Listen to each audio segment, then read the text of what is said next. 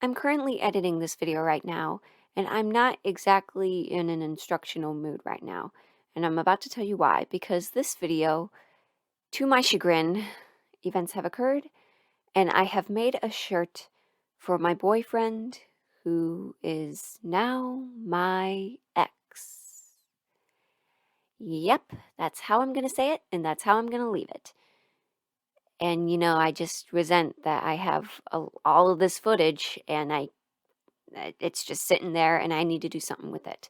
And I have actually cut out a lot. There wasn't even a grand reveal, really. I had to cut that out. But I did get some good footage at the Renfest, so that's cool.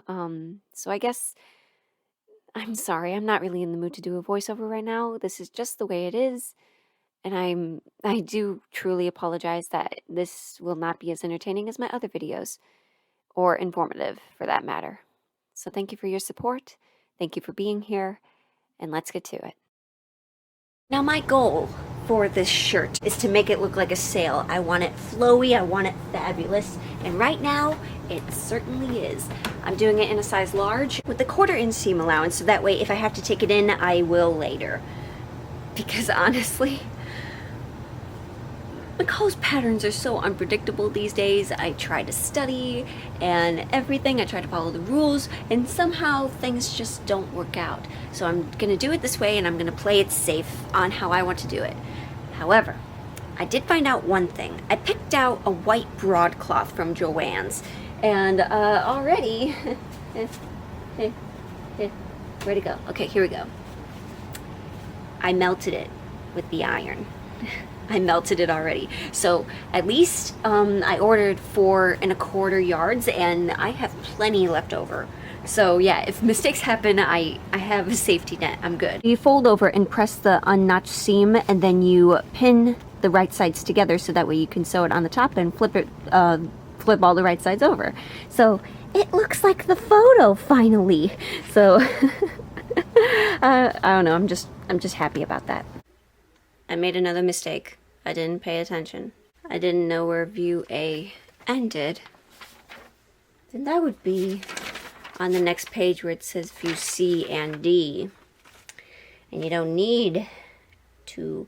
I did it right. I folded 5 over, stitch front bands to front opening edges, matching notches to small circles, press. Oh, I see. Okay, so you don't actually have to sew the top or the bottom edges. You baste it afterwards, because I guess you have a collar that's coming next. Yes, I'm learning. I'm fighting my regrets by positivity. So the actual next step is to form a narrow 5 1/8, 5 1/8, whatever, hem all along the ruffle. So what I ended up doing was that I just folded it over by like 1/4 inch, and then I folded it over another 1/2 inch all the way down. And there, I cracked the system.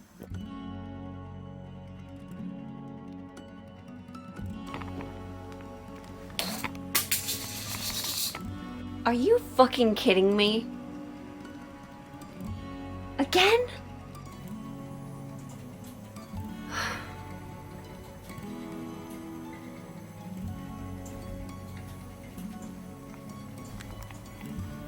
This is like a horror movie. A bad horror movie.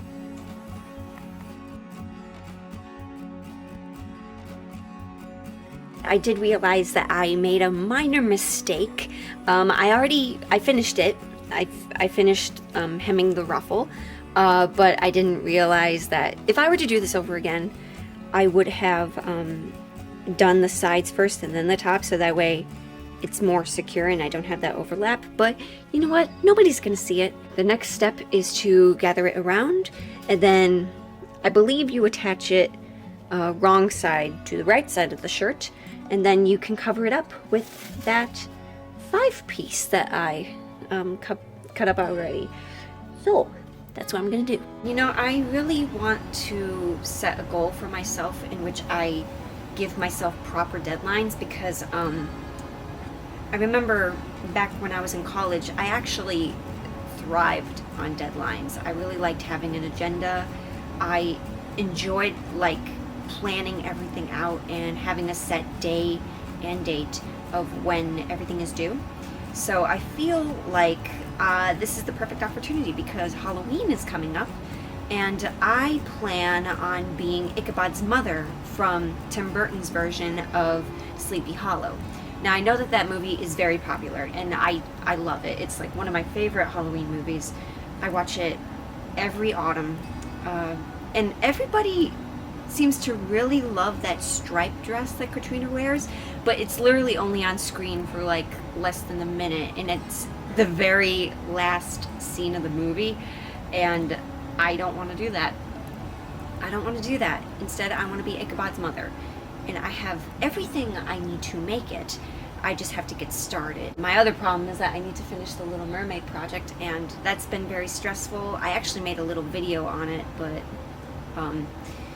just why I've been so sad about it and how I've been procrastinating it is because I'm lacking a lot of confidence in my capabilities, and well, everybody feels that when they're trying to sew in a new era that they never had done before.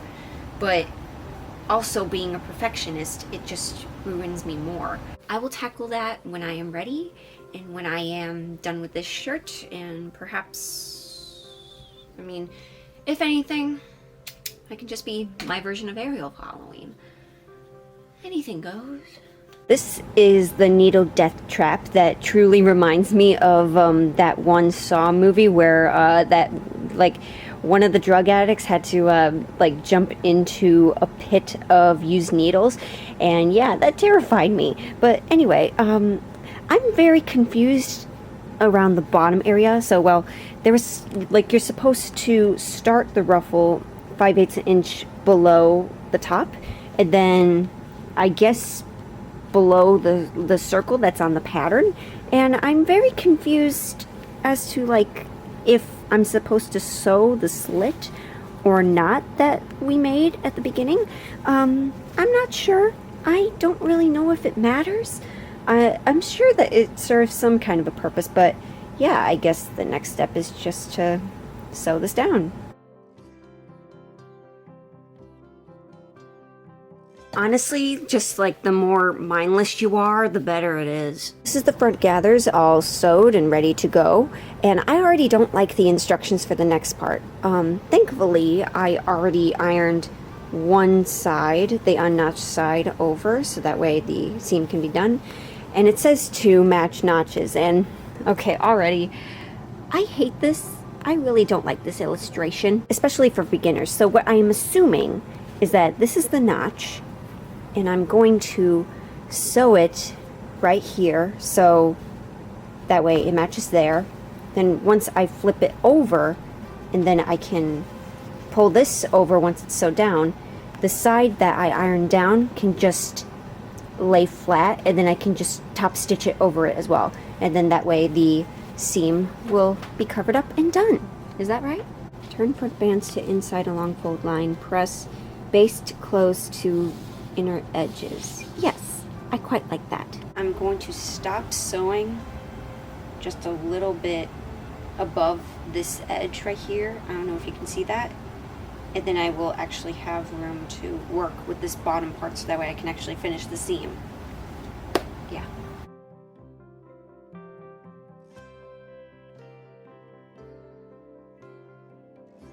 So this little flap that's right here, I can press that down. I still don't really understand all the illustrations that it's given me, nor do I understand where this is actually supposed to end, but just playing around with it for a little bit, it looks like I could just stitch right across here, like where it bent down, so that way there will be a finished edge. It just will look weird, but thankfully, I don't care.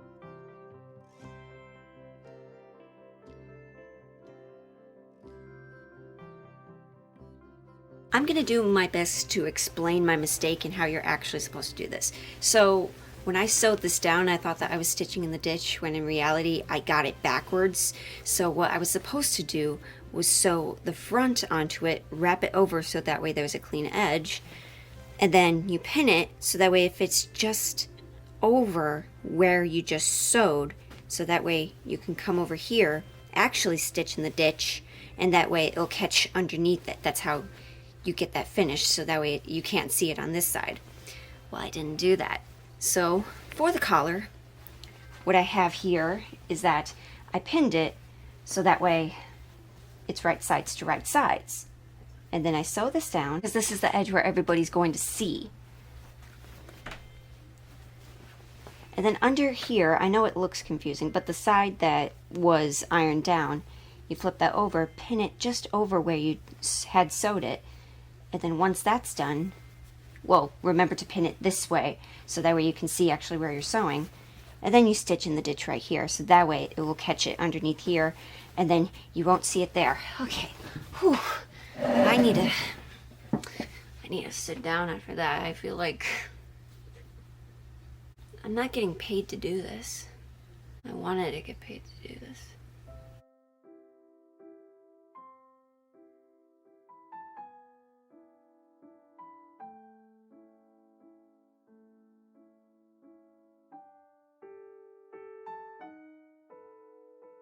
Okay, so I've caused myself another little needle death trap again. But anyway, this is underneath the collar. This is the collar fold over. So this is the right side. So now we stitch in the ditch of right there, and then we just hope and pray to every god in existence that we catch it. I don't know how well you can see this, but where this little notch is, you want to sew right there, right in that notch. So that way it's not actually hitting that top point of the fabric, but rather just below it. And that is what we hope to catch, is the overlap that we just pinned underneath there.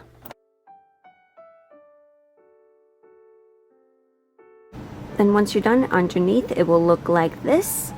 And then over here on the top, it'll look so clean and you'll be proud of yourself. So then really quick, I'm going to do a little ladder stitching, which I have done a video on this channel, between these two seams as well as this end. And then that might be it for the night.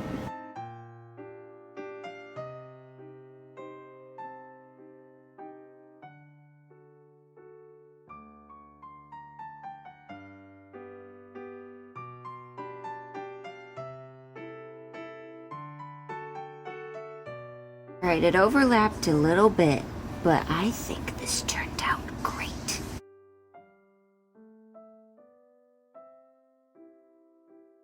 Right now I'm focusing on the ruffle for the sleeve, and as I've mentioned before, I really like this method better, because what I did before, I think with the, oh my god, I forgot what the fuck I was doing.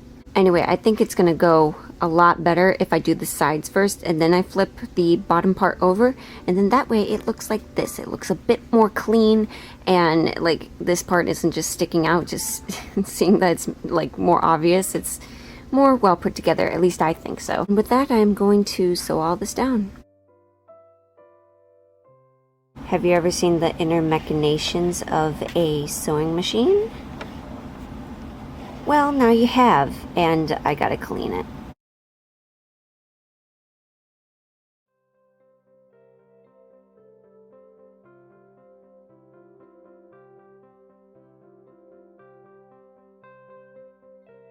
On to the next step. It says to, with right sides together, pin ruffle to lower edge of interfaced cuff. Here's the thing. I don't want to use interfacing, so that's already bad. And I see that in the drawing, I don't know if you're gonna focus, but it doesn't actually show you where you're supposed to gather it. But then I see later on in the steps, you pin the other cuffs, because you cut 4 of these, right sides together, and then you have to flip them out, so that way eventually they will end up like this. So I'm assuming that you finish off the edges for that. And I do see that there are these small circles here on the cuff pattern.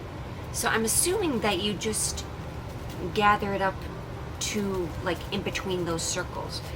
I mean, that's what I'm assuming. It's not telling me that, but like visually, like just from the pictures, that's what I'm seeing. So pin on interface cuff to interface cup section over ruffle, having raw edges even. Stitch leaving pressed edges free. Trim. Turn cuff right side out. Turn ruffle out. Press. And from what I can see here, if you can see that, the stitch actually ends like before this line. So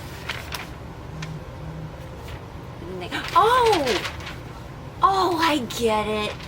I get it. So what's gonna happen is that you sew it across the ruffles, but then you also sew it like upwards just before that edge, so that way when you flip it around, these edges are going to be underneath it. They're going to be tucked in.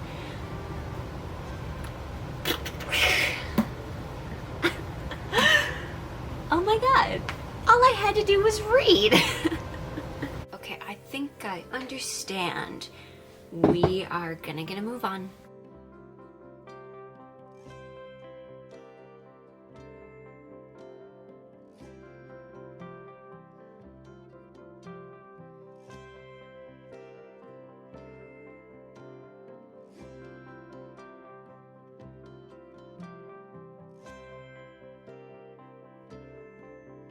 I did it right.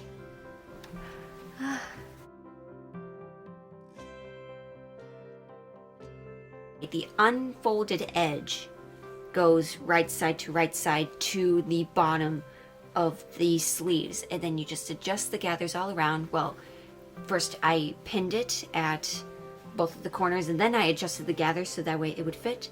So that way, once it's sewn and you flip it over, you have yourself a little cuff and a ruffle. And then on the inside, once that's done and you press it down, the side that actually is folded over that you were supposed to press but I didn't, that goes over where you just sewed, and you can sew it down or slip stitch it right there. I feel good. I feel fine. But I feel like I'm lying.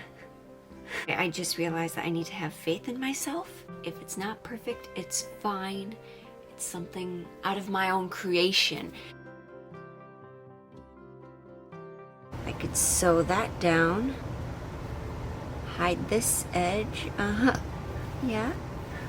And then once that's done, I guess these two can go together. And this is what it's gonna look like. Oh my god, I love it.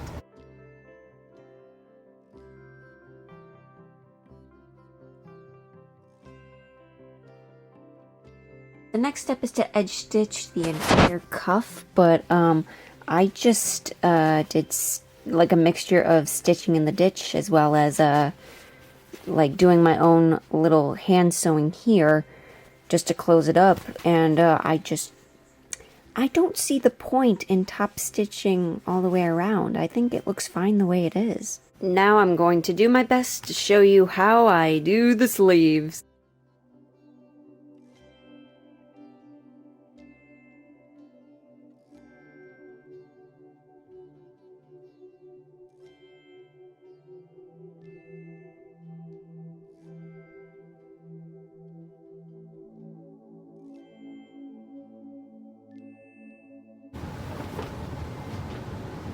Okay, I can't tell what it looks like, but it's a thing. So I hate doing sleeves, but to me, as long as it looks good in the front, it's good. I know in the back I kind of messed up a little bit on the gathering, but it's in the back. No one can see it. And if they can, you're walking away. That is my mindset right now.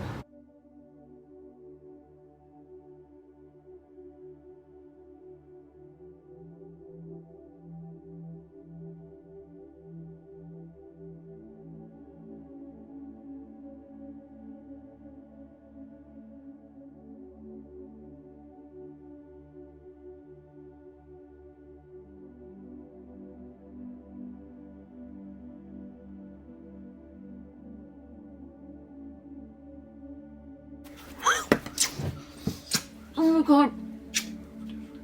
Oh my god. Oh my god. Oh my god. No. Oh fuck.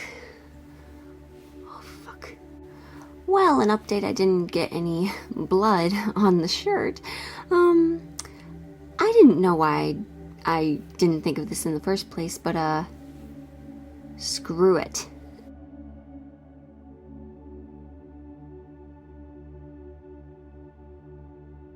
As if this wasn't dangerous enough. Well, damn it, I did it upside down. Fuck. And luckily for me, I just found a tutorial on how to remove grommets. So all I had to do was get a screwdriver and bend back like that fold where the metal was when it was on the inside here. And then that way I just, like, once the metal was all like bent inward, I could just pop the ring right off. And now I get to do it again and reapply and not put my fingers where they were supposed to be. Oh, by the way, in the process of removing the grommet, I broke a nail. And I think this is just not bad. I might have won like 120 bucks at the casino during my vacation, but this is not my lucky day. No, it is not.